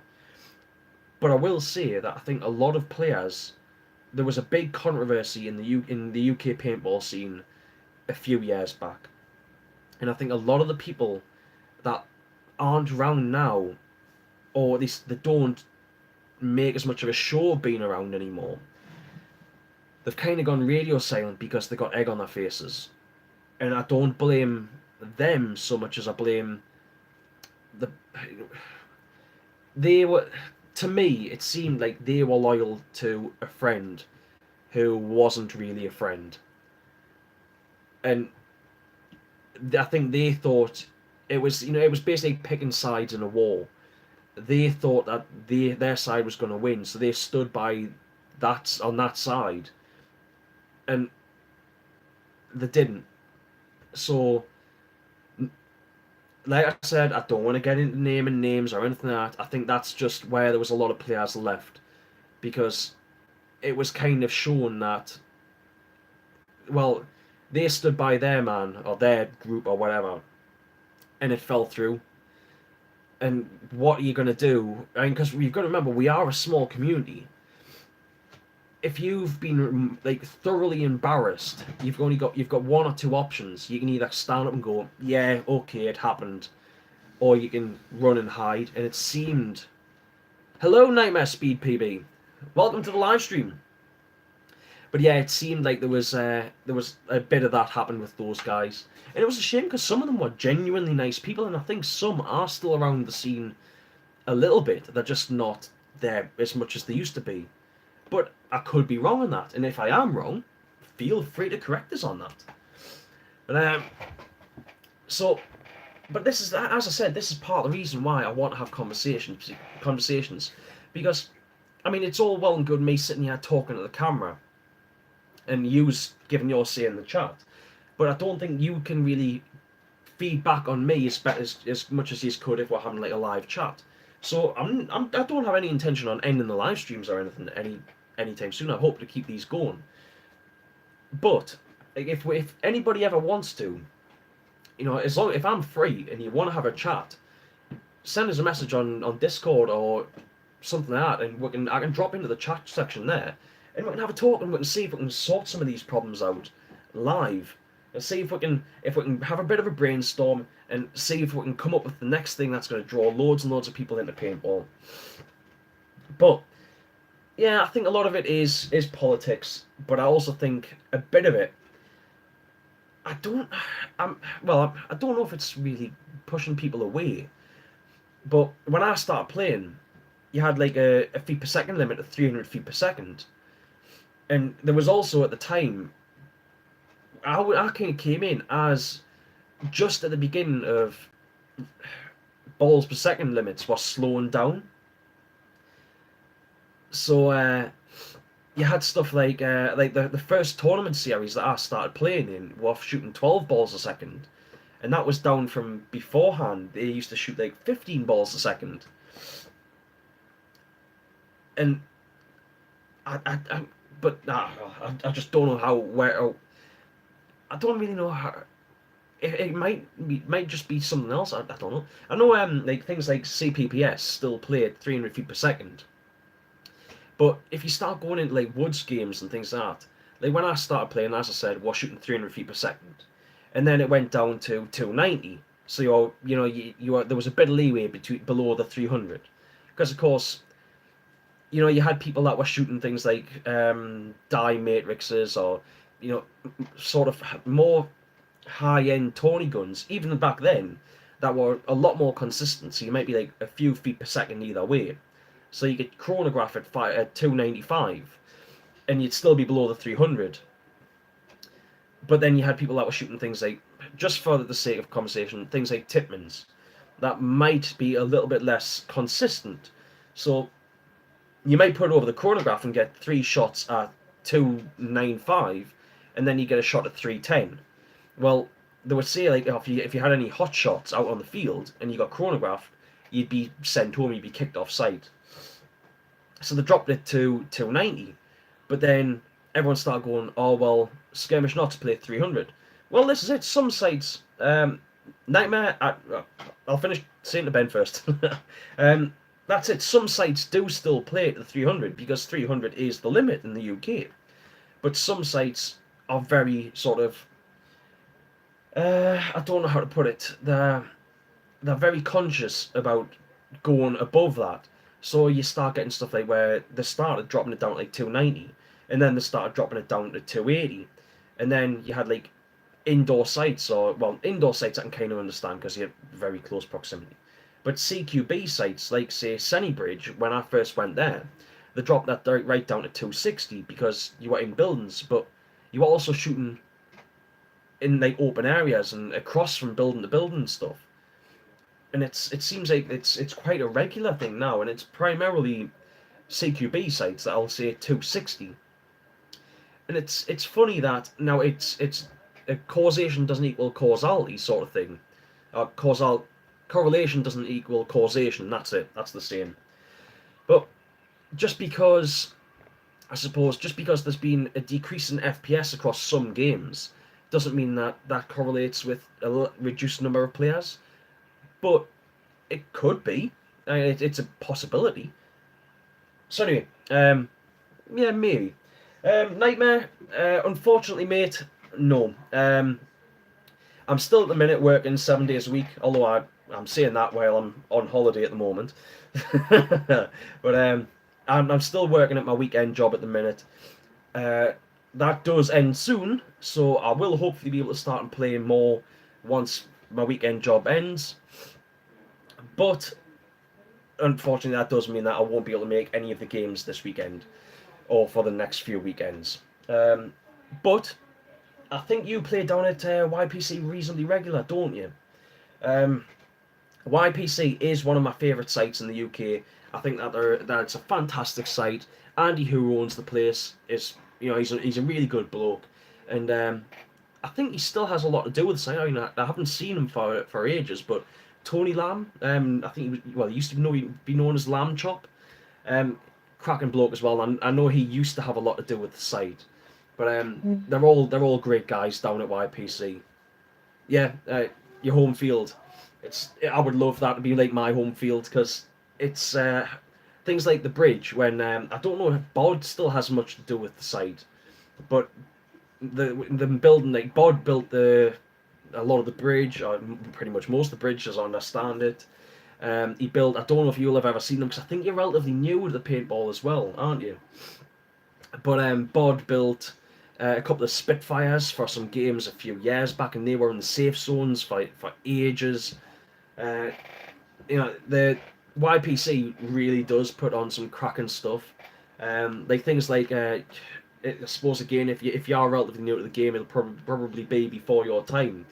But stuff like the Chocolate Factory games were absolutely fantastic. It was great fun, going out in the game zone, and there'd be places in the game zone where there was like clumps of lollipops stuck into the ground, so you could pull them out, take the wrapper off, and sit and munch on a lollipop in the game. Stuff that it was absolutely fantastic. You've been playing there for a year. It's cracking site, mate. You've picked a great site for to go and playing around in. Absolutely brilliant site. But if you're down at the weekend, tell Andy that I said hello. You'll know who Dexter is. It was YPC was the first site that I ever played at with my own gear, and there's actually there's photos on my Facebook of me wearing like some old camouflage, some old DPM camouflage pants with a Smart Parts jersey and my eye on with my Eggy and a cheap mask on and stuff. It was even going back, like, I think it'll be just over. In fact, this game this year, Crimbo Geddon this year would have been my first ever game with my own gear 11 years ago. So Yeah. But you're trying to get into speedball, right?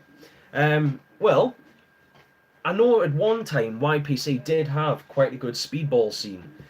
Um, Unfortunately, I don't think they were having enough. I don't think they had enough players because they did actually have a speedball field set up at one time, but I don't think they were getting enough players to actually make it worthwhile keeping the place open. So, as far as I'm aware, that did go. uh, it kind of got taken down, and I think some of the bunkers got moved out in other areas and stuff. It was pretty much where the car park is. The speedball field was straight on that. It was a permanent speedball field because there were wooden bunkers, but there were, a lot of them were sort of similar shape to what you'd expect to come across on a tourney field.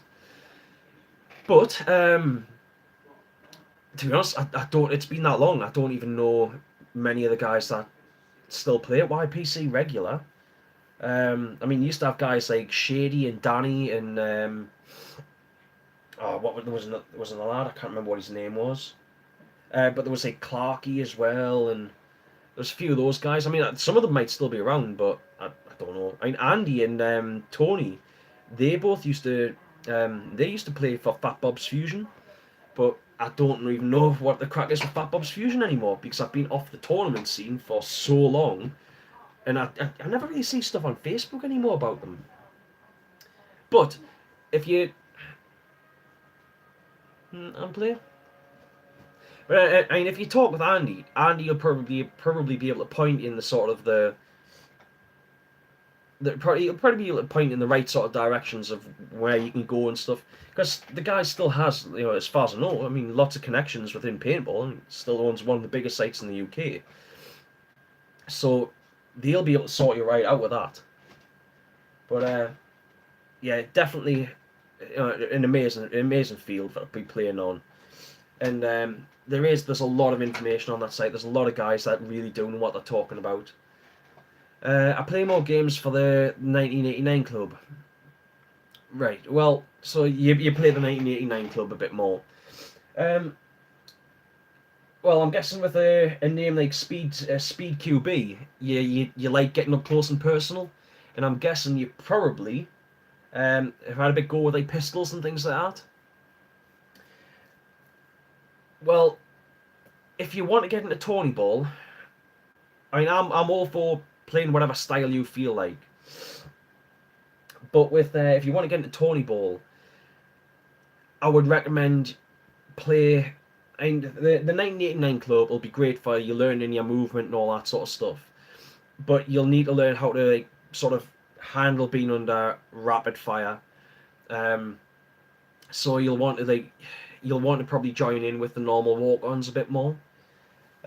Because it's very intimidating when they. I mean, even if on the odd occasion where I've been out on a tourney field in the past few years,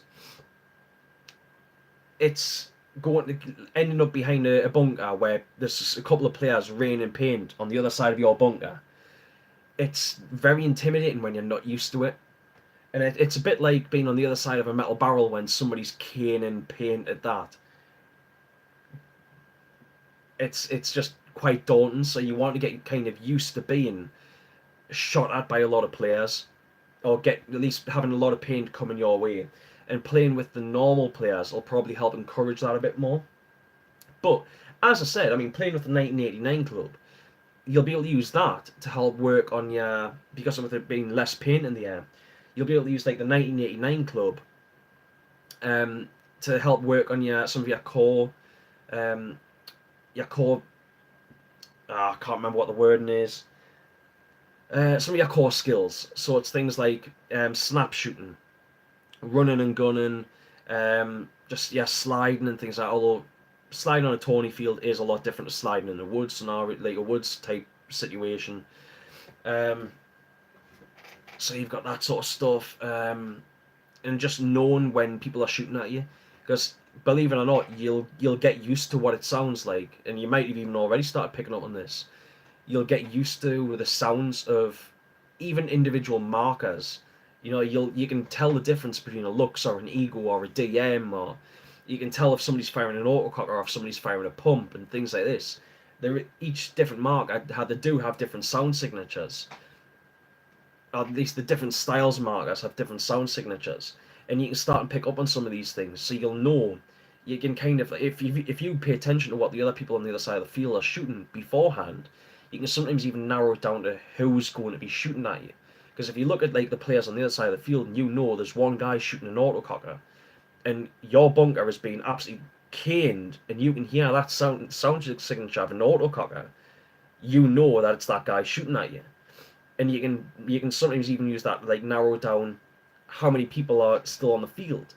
Now it's not, because if when you're playing Tony Ball, depending on the play style, some games, like a lot of Tony games now, or like a lot of Tony style games, if you're playing things like X Ball or race formats, you can leave the field as soon as you're eliminated, and a lot of players will, so that they can get ready to go straight back on, because it's like almost immediate turnarounds. So you can you can look at how many people are off the field, and you can also then go, well, hang on, I know that sound signature of that style of gun, so I know which player it is that's still on. And it's like, if you've been watching them beforehand, you can see things like, if you watch a team, you'll notice that certain players will go to certain areas all of the time. Like you'll have your back players will go to, generally it'll be the home bunker, which is the back centre. You'll have two players will go to the back left, back right, and then you'll have a player that'll go to the Dorito side and the snake side. So if you can see that there's 4 players off the field, and you know that the back right player was shooting an autococker, and you can hear an autococker, you know who it is. And you can use things like that to your advantage. No, I'm in a proto rise, so I just got my first electric copper. Not champion. So that'll help give you a bit of a rate of fire advantage. But you don't necessarily have to rely on gunpowder so much.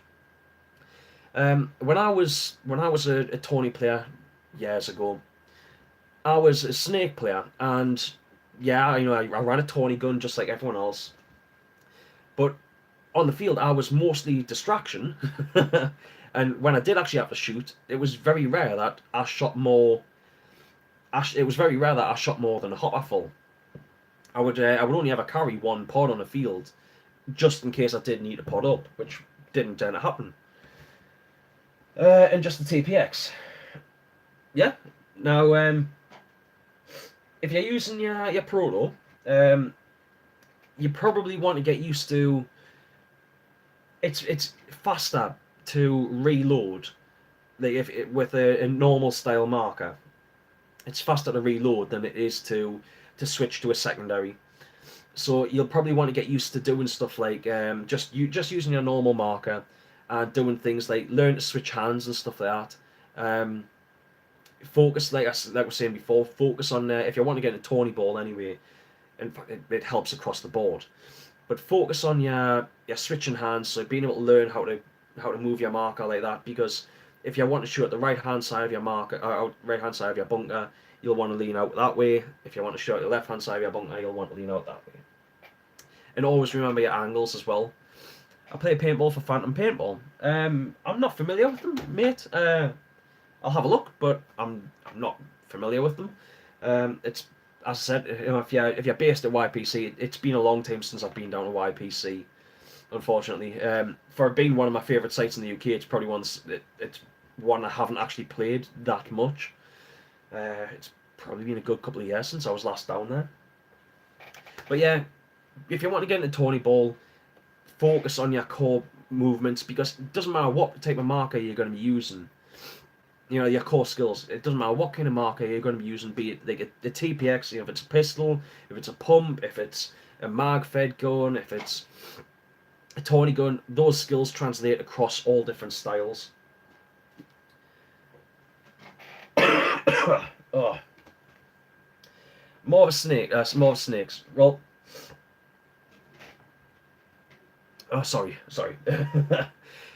It's all well and good thinking that, but until you've been on a Tony field, if you can get to anywhere, if there's trial days, or if somebody's got a proper Tony field set up, go along, have a bit play, try playing a few different positions, because for all I was put in the snake, that was where my team decided that I was best at. personally, I preferred playing the Dorito side. I preferred to be on my feet, but my team decided that I was best in the snake. So most of the time, if you join a team, unless you create the team, and therefore you have the ultimate say in the matter, your team will tell you where they want you. Now, that doesn't mean to say that if you want to be a snake player, that you can't end up in it as a snake player, because for a while, when I started with lockdown, I wasn't. Yeah, when I first started when I first started with lockdown, I think I was putting like back right or something, but I still like I end up at the front, and I was put there because that was where we needed a player at the time, and when that was what was needed, so I just filled in, and then people saw that I could play better, and there was a space became available, so that was where I ended up getting put. Right. So what's being said? If you haven't, remind people it's the end of the discount for North versus South. No, I haven't reminded people, but when does the discount end, Richie? Because, like you said, I know you posted in the group chat earlier on, but I didn't see what the date was that it ended. But for those that might be interested, North versus South is coming up. I think it's May this year. I think it's always pretty much May. So end of December, there's a slight discount on ticket prices. That ends end of December. So you've got about another 3 days if you want to book in, save yourself a few quid on booking a ticket for North versus South. All right. And yes, no, he hasn't, as he's a hapless ginger gammon handbag. I'm only a gammon because it is very, very hot in this room. I played at Rampage with my brother who plays speedball. Nice one. If you can get in, if you can do that, and if you can play with him a bit more, and get used to playing on a tourney field, like a proper tourney field, a little bit more, and if that is where you feel comfortable playing Snake, go for it, mate. It's like effectively like the Snake player is a bit like the lead singer or the lead guitarist of a band. He's the one that all eyes are on that player. Unfortunately, that does also mean that if things go badly, you'll probably be the one that takes the blame for that. Because if the team wins, the Snake player's praised for it. Even if he gets shot out straight away, the Snake player's praised for winning. If the team loses, then you'll get, you did it wrong. You didn't take people out. I taught myself how to dive. Yeah. If you need to have a bit more practice on diving, and you don't want to run the risk of smashing your gear up, start off and it's more for just training. You don't really want anyone shooting at you. First thing you want to do is take a tank off, take a hopper off, take a barrel off, and just try diving with just your gun in your hand and learning to have it in the right place. Then start adding things like stick your tank onto your gun and learn to dive with your tank in the right place so that it's not smashing off the ground. You want to be trying to keep your tank on your arm when you're diving. And then stick your barrel on, and then stick your hopper on. Slowly build your marker up as you're learning to get more and more comfortable with diving. It'll save, if you can do that reasonably well, it'll save, and you slowly build it up, it'll save you in the long run from taking things like core samples, or snapping barrels, or bending frames and things like that. It does still happen, but you're less likely to once you've getting used to doing proper diving. Personally, I could never get used to doing like Superman dives. I didn't feel comfortable doing them. Personally, I always did I hip slid into bunkers most of the time, because I found when I was running in, if I dropped in on a hip slide, I could either slide on my hip and sort of roll myself, so that I would stop myself on my right foot if I was sliding in on my left side into a right hand side of the position on the field. I could roll myself and come up with my gun ready, so I could be shooting straight down the tape, or switch it straight across the field if I needed to. On the other hand, if you kind of get to the end of your slide and realise that you've overshot your bunker, instead of you stopping yourself and coming up shooting, you can start kicking yourself straight forward and back into the bunker where if you need to be. There's been several times when I was newer to it where you go sprinting across the field, you take your dive and you slide right far out across from the bunker that you mean to be behind, and you end up sitting in the open. And it's either you get lit up or you get back into your bunker as fast as you can. But it's little things like this that, you know, the more you play, the more you'll pick up. And from what you've said, it sounds like you're doing a fantastic job of that. But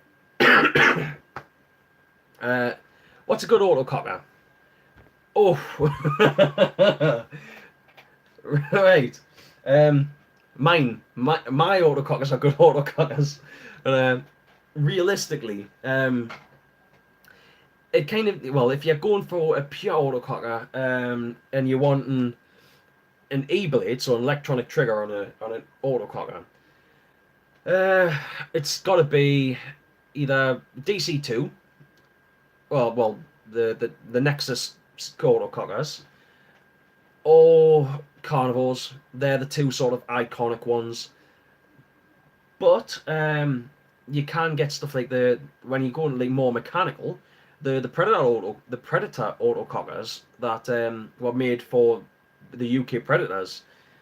I mean, they're using newer tech because they've got like a trilogy autococker style valve in them, with them being the Resurrection style autocockers. But then they've got they've got normal pneumatics on the front, so you've got a normal 3-way, a normal rammer, a normal LPR that you can kind of adjust those. They're a very nice autococker. But the technology is a bit similar. Well, like I said, you've got the same valve in it as in a trilogy autococker. The trilogies were a very, very budget autococker, but were also very, very popular because of how simple they were. They were sort of like an entry-level autococker. And I think when the trilogies first came out, they used to be able to get them in bundles for like $40, or it might have been a little bit more. And that was stateside. Obviously, you could effectively go to Asda in the States and buy a trilogy autococker and a mask, some paint, a disposable air tank, and a little disposable hopper. You can get those for $50, I suppose. No, next to nothing. But they're a very reliable little autococker. Unfortunately, the company that made them, WGP, I don't think they even really exist anymore. Personally, though, I think once you got up to around about that one, which was the WGP 05 autococker. Blakey, yes, good man. Yes, very good man. But I think when you got around about the 05 autococker, that was when WGP was kind of running out of ideas. I think the next one that came after that was the WGP, was the autococker SR, and that was kind of, it was a bit of a failure. People didn't really like it that much. Some people bought it and some people liked it, but it seemed as if it was mostly a failure at the time. That was probably around about 2007 that the autococker SR came out. Oh.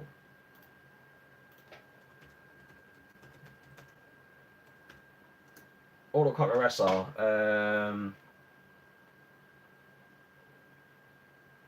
Wargame Products, autococker. I'll have a quick look here and see if I can actually see the release date for the autococker SR. That was 2011, and I'm pretty sure it was out before that. These are reviews, so no, that's not it. Let's see if it says anything on PB Nation. Yes, okay. Release date 2007. There you go. Autococker SR, release date 2007. MSRP 59999. So it was probably like 400 quid to buy an autococker SR over here. But you got to think, I mean, the autococker SR was quite a. It wasn't a bad design. I think it wasn't a bad looking gun. I think it was just bit poorly designed, and it was kind of going towards the end of the autococker sort of reign of power. I mean, by the time the autococker SR came out in 2007, you had the '07 Eagle, or well, I suppose depending on the exact release dates of the two, but you had the Eagle, you had things like Eagles and DMs by then, and there's still people shooting things like '07 Eagles now, and they're working flawlessly. And I don't really know. I personally don't know anyone that's got a fully working autococker SR. You just don't see them. And the other thing with them was the eye wires on both sides were a little bit dodgy for autocockers. Right, what was being said there? Trying to find a good camera to record gameplay and content. Well, I can't. I don't think it's right for us to say that you should buy a specific type of camera, but and personally, that's what I use at the minute. It's Sony Action Cam. They're pretty inexpensive. They're a reasonably good quality camera. The only problem is the case. You might be able to see it. There's a little bit there. There's like it's like a tongue and groove type bit, and that tends to sort of snap with prolonged use the brake, and as a result, your case is knackered. Now, I think one of the lads from my team did source some some covers for them, but when I never ended up following it up, and I just haven't gotten around to it. But the cases themselves are kind of expensive, which is a shame considering it's a reasonably good camera. The one thing I've kind of found this with this camera and my previous camera that I used to GoPro, that over time, when the take hits, sometimes they'll knock the turn off. Like this one, if this takes a hit now, it quite often it'll just turn off and won't record anything else, or I'll get a corrupted file, which for the amount of times that I get shot isn't exactly ideal. But on the other hand, you've got stuff like the old GoPros. I mean, that is a GoPro Hero 3, I think. Yeah, it's a GoPro Hero 3 White. Now, it still works. It's still charming. The batteries are starting to go on it, but I can order more off Amazon. But it's the fact of I mean, the GoPro White was that was like the cheapest option I could go for, because it was all I could afford at the time. But GoPro are releasing that many cameras that fast that people, well, I can't afford to keep up with it. So unless I was making big money off of making videos online, they do what I need them to do, and I'm happy with them at the minute. The only thing I'm a little bit unhappy with this about the fact that it seems like it's getting moisture inside, and I don't mean there's like actual water. Well, I suppose I do mean actual water, but it's just the camera itself seems to be fogging up a bit at the minute, which is just it ain't exactly ideal. But both, I mean, the GoPro, some people swear by, I think it's the little GoPro HD Sessions. It's the tiny little black GoPros. The only thing is with them, I think you've only got you've got a very limited sort of battery span on them, which is going to be limited again if you start doing stuff like leaving wireless turned on or anything like that. And you can't. It doesn't have an external battery, so you would then have to take it away and charge it up before you then go back on the field again. Basically, each type of camera is, you're going to have different problems with the contour. There's a lot of players do swear by the contour, and the other one is Wolf. I don't know if you ever watch Wolf's videos, but he swears by drift cameras. I think he's actually got a sponsorship off them, and with them you can actually get them where they're very small now. I think one of them is actually probably only a little bit longer than the GoPro HD Session, or the GoPro Session, or whatever it's called. So you haven't got much weight on your mask or anything, but with those ones they are obviously side mounted. If you're looking at stuff like and the contour would be the same, but if you're looking at something like a GoPro, then I mean, for a while I ran this about there. I think it was actually sitting around about there, but it was just in a sort of position where it looked like it was actually covering my eyes, but I could see just underneath my GoPro, and then I could actually see through the gap between my hopper and my marker. And you used to get people who would say like, "Well, how can you see anything?" Say, "Well, because it's all kind of perfectly placed." But but yeah, if I mean, like I said, there is a lot of players swear by the contour. And if you decide to get one and you like it, let us know what you think. I might end up getting one myself because I am considering getting a new camera at some point. I was actually considering trying getting like a cheap 360 camera and just see how it goes. But again, money, time, and the fact I'm not really playing that much at the minute. So yeah, we'll see how it goes. Trolleys are fun. Yeah, that's it. There's a lot of people swear by trolleys, and they make great little pumps as well. Plus, you can mill them a lot and make yourself something nice and unique. Now they were priced to compete with the Ion. Well, that's the thing. I mean, I'm pretty sure I remember. I paid, I think, 170 for my Ion when I first bought it, and it was when they were first released, and it was from Chris, who used to own Universal Paintball. He actually delivered it by hand to my door, and I was in love with that gun. It was just amazing, and I absolutely adored it. And that is, out of all of the guns that I've bought and sold, that is the gun that I regret getting rid of the most. It had the only upgrades on it were cosmetic, and it just shot and it worked flawlessly. Except for there was only a couple of times where I messed with that gun, and I basically put it back to the way it was, and then it was fine. But I would love if that gun was in somebody's loft or something somewhere, and I could find out who had it and they hadn't messed with it. I'd have it back off them tomorrow because that gun and me were inseparable until I sold it. And I'm pretty sure I sold it for less than you can buy an Ion for now. Shit. That was my gun. And the grips that were on it as well, they were proper like hybrid skull grips. You can't buy them anymore now either. They were assimilated by Key. Well, hasn't Key pretty much tried to assimilate everything? They're like the Borg. The problem with the SR was that it was made in China and never worked out the box. Yeah. Well, I can remember there was a few guys did have them and did try bringing them up to Universal Paintball. And there was one lad who used to come up who I can't remember what he had, but he decided he was going to trade for to get his hands on an autococker SR, and was told, "Don't." And no, he wanted an autococker. He wanted an autococker SR, and I'm pretty sure Chan ended up having to like try and fix it, and the lad had like tried to araldite things in place and stuff, and that brought about my pure hatred for araldite on markers. It's amazing when, for some reason, people get their hands on autocockers and then start pumping super glue and like Loctite and stuff into them. It's, oh well, it was leaking.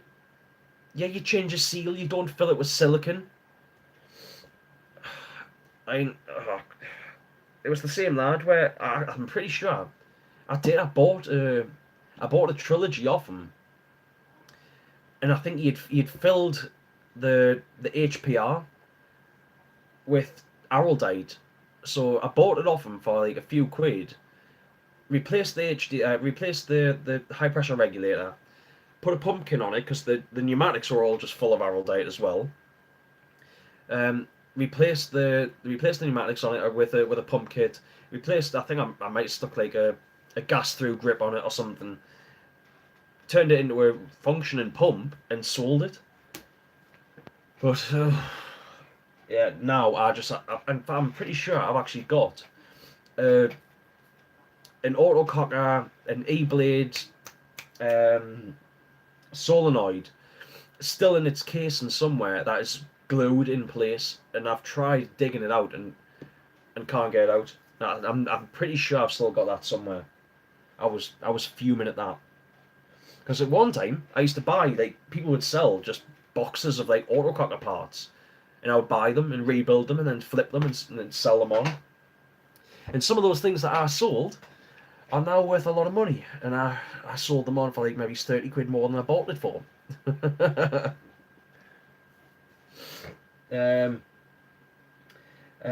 it was 2007 that the SR came out, and like I said, the other thing with it was, I mean, in Ion, apart from, well, with the Ion, you had a velocity adjuster on the bottom of the the HPR, and that was it. You know, you turned it one way to increase the velocity, you turned it the other way to decrease the velocity. That was it. And apart from taking it apart every now and then to give it a bit of a clean, that was all you had to do. But then you had like the autococker SR, and there's too many things for people to fiddle with. It's an autococker. People are going to fiddle, and they did, and they broke them.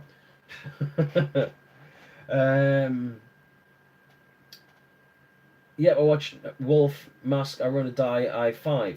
Well, that's it. That's what Wolf runs, and there's the masks on the side of your head are brilliant for that. But the only thing is, no, I'm not showing the size of the contour. But you've got to remember when I've got a video that I've been working on for a little while. And when I say working on it, I mean I spent like half an hour the other day. And in that video, you can actually see I look around the corner, and the camera must go around before us, because you've got to think my camera probably stands out about that far. So I lean around the corner like that, and I don't actually see a player, but the camera sees them. They obviously saw me peeking around, so when I then stick my head around again and there's no one there, and I try and make a run down this corridor, they knew I was coming and were waiting for us. So it wasn't exactly ideal. But you live and learn. It's stuff like that happens. But it's things that you've got to remember, that when you're going to be, like, if you've got a camera on the side of your head, if you take a lean out from a bunker, it's gonna stick out from the bunker before you do, or before the rest of your head does, and it's going to give you away. Now, on the flip side of that, if you decide to go for something like a GoPro, where you have it like mounted like Alabaster Slim does, or like I used to, when it's basically there, obviously that camera is going to see pretty much everything you see. It's always going to be right in front of you. But you have to remember, with most tournament style guns, when you've got the gun there, your hopper is going to be like here. So if you've got a camera in the center of your forehead should basically be right behind the gun, or your nose should effectively be round about where the back of the gun is, so you can lean out like that and you can do everything. So your hopper is always going to be right in front of your camera.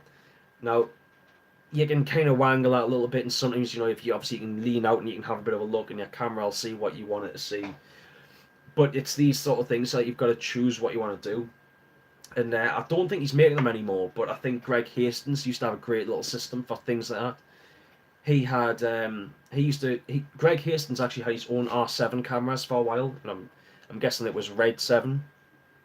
And he actually used to run one on either side of his head, but then he also had one on the back, like on his gun, so you could see whatever his gun saw. But then if he leant out the right hand side of his bunker, you'd see the right hand side of the camera, and if he leant out the left hand side of the bunker, you'd see out the left camera. So it was all covered. And that's the other thing with cameras. If you've got them mounted on the side of your head, obviously if you lean out the left side of a bunker, so you lean that way, and you've got your camera here, there's a chance that your camera might actually still be behind cover and won't actually see whatever cool thing you're doing.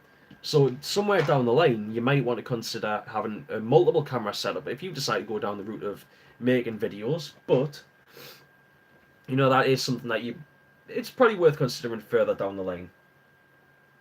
I've just realised we're up to an hour and 53 minutes, nearly an hour and 54 minutes. I didn't think we're even going to make it to an hour tonight. Anyway, to be honest, I think we're going to leave it there, because I'm pretty sure I've rambled on for long enough now, and especially considering we had the beer explosion earlier on, and I've still probably got to try and clean some of that up and make sure it hasn't gone everywhere. Ever been to Paint Fest? Yes, I have. Nightmare, how old are you? I'll give you a second to respond there. Or if you don't want to tell us how old you are you old enough to drink?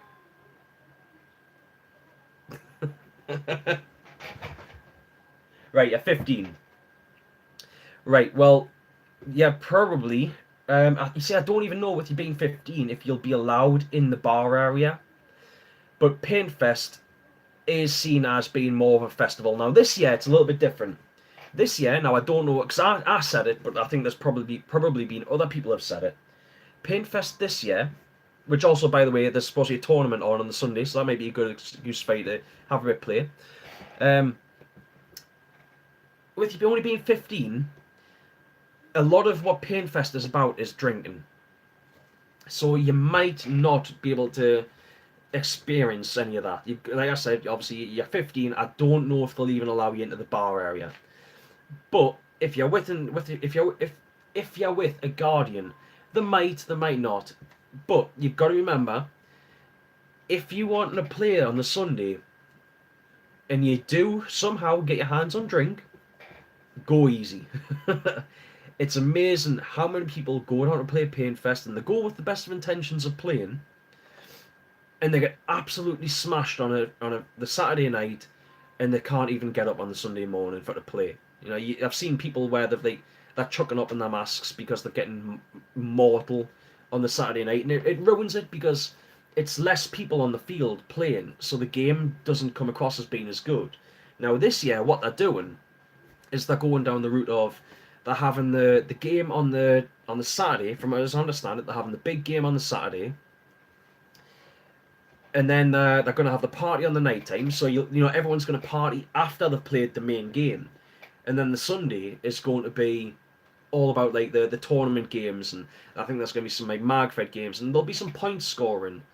But the majority of the big game is going to be the Saturday instead. Now I think that'll be I think that's going to work a lot better, because for those that can go into the bar area, bear in mind I don't know what the rules and regs are on going in, but for those that can go into the bar area, you know, it's going to be able to go and celebrate and have a bit of a drink with the people that you've been fighting alongside all day and fighting against all day. So I think that'll probably work a lot better.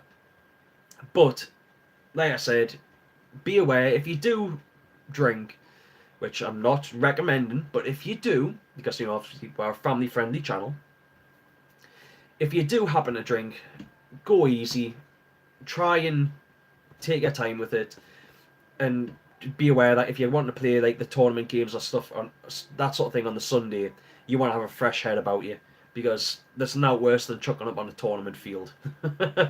When you hear 10 seconds, get ready, and you start heaving, and the buzzer's going to go any second. It's not a nice feeling. But as I understand it, the guy that owns Planet Eclipse, Leds, I've heard rumours that he used to chuck up all the time when he first went on a tourney field years ago. This is like before I got into paintball. I've been told from some of the older guys that, like, there was one of the guys who I used to play with quite regular, told us that he was playing this tourney game once, and they'd gone up against this team, and I can't remember what he said the name was.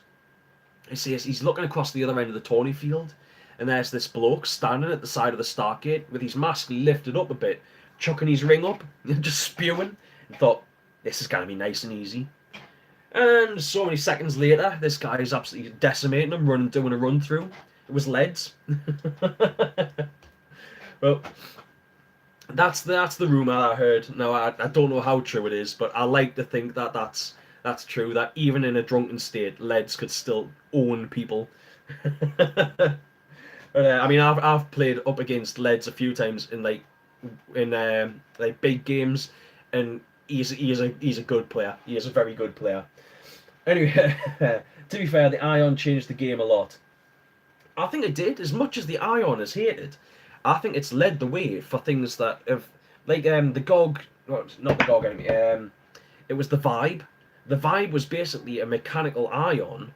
Oh no, sorry. The original Vibe wasn't mechanical. The original Vibe was electronic, and then I'm pretty sure they made the Vibe mechanical, discontinued the electrical Vibe, and then the Vibe became the GOG enemy over time. That's as I understand it, that's pretty much what happened. And you go back then, and this is where the rise of mechanical paintball, to me, the second rise of mechanical paintball, should I say, has come from. having tournament guns, or guns that look like tournament guns, that work, based like tournament guns, having them, but mechanical. They just work. I want a GOG Enemy. The GOG Enemy is an absolutely cracking gun. I mean, there's one of the guys, and I don't know if he's still in the chat or not, but there's one of the guys who plays on Nest with me. We put his GOG Enemy. Now his is a little bit modified, but we put his over a chronograph, and we clocked 17 balls a second out of a GOG Enemy, and we're fanning the trigger, but they're a cracking little gun for what they are. If I needed another marker, and I suppose there's the argument of you always need another marker, but I would be very tempted by a GOG Enemy. I think they're fantastic little markers. They're very cheap. They're good at what they do. The only thing I don't like is I'm pretty sure they're impulse threaded, so they only take GOG barrel kits effectively, or well, not necessarily GOG barrel kits, but GOG or Smart Parts barrel backs. So which are known as impulse threaded. But yeah, absolutely fantastic little marker there. I think I would love one of those, but again, I can't justify going and buying anything else. I've got enough, and my wife complains I've got too much. So anyway, right. Well, I think I'm going to end the stream here. If anybody wants to, drop over onto the Discord server. I'll drop in there for a little while, and if anybody wants to join us and actually have a bit chat like live, then I'm more than happy to do that for a little while, and at least until I've finished wrapping things up and stuff. Isn't that where Nicky T is running his mech tourney thing? Apparently there is a mech tournament, or at least a low balls a second tournament being held at Paintfest this year. So it's, as I understand it, I think it's if you want to use an electro, it's got to be an 8 balls a second cap, or it's a mechanical. So I'm not sure exactly what the rules are on that for things like response triggers and stuff, but I'm sure there'll be people who will try and stretch the boundaries. But I think it'll probably be a good laugh. And from what I've been told, apparently Joy Division are supposed to be actually playing that tournament as well. So you could go down and you could actually be on field playing against Joy Division. So because they're making their return, aren't they? I might do it with my GOG Enemy. Go for it, mate. It's why not? If you've got it, have fun with it. But anyway, I keep saying it, and now I'm going to try and do it. I'm going to end the live stream here. If anybody wants to join us on the Discord server, there is a link in the description bar down below. Feel free to click on over. We'll sit and have a live chat, and we can discuss what's going on. You don't want to do it with a TPX, mate. You'll get I think it takes a special kind of player to go on a field with a TPX on a tournament field and do well. There's not many people can pull it off. But if you can, get somebody to record it. Because I think that'd be awesome. Anyway, so this time, 8 o'clock Wednesday next week, I should be live streaming again. I'll try and find whatever I can to talk about. And again, as always, I'll try and find out if there's any games coming up that people can get themselves to and have a bit of a laugh. Oh, I mean, Rainy Nose is coming back. So anyway, 8 o'clock Wednesday next week, I'll be here and we'll sit and have a chat again. If you haven't already, please subscribe to the channel because it'll help us grow, and hopefully we can get more people watching the stuff and get more people involved in the conversation. Have a bit of a laugh, have a bit of banter. But anyway, thank you very much for watching us. My name is Dexter, and this has been the Low Energy Livestream. And I shall see you next week. Now, how do you turn this thing off?